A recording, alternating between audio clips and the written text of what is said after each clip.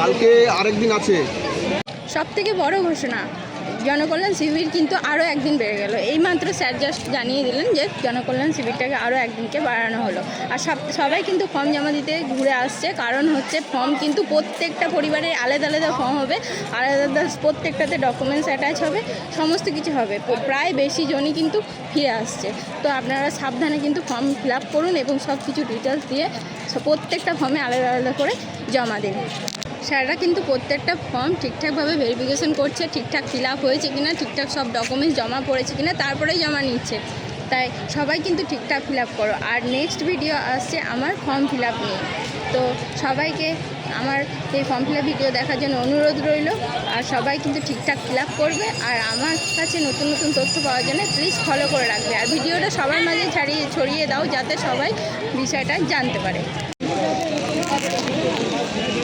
একটু পেছন দিকে বলে দিন যদি স্বাস্থ্যসাথী কার্ডের জেরক্স সবার লাগবে আলাদা করে।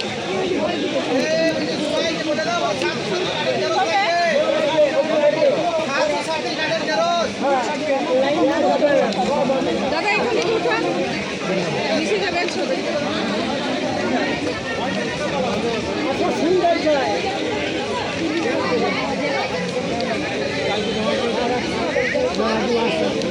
কালকে আরেকদিন আছে। আচ্ছা ক্যাম্প কালকেও হবে। আচ্ছা, এইমাত্র ঘোষণা হয়েছে ক্যাম্প একদিন বেড়েছে।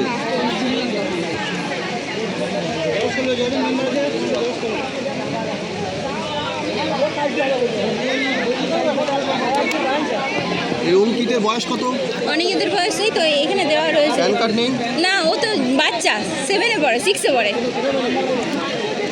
ঠিক আছে, আসুন পরের জন। আচ্ছা।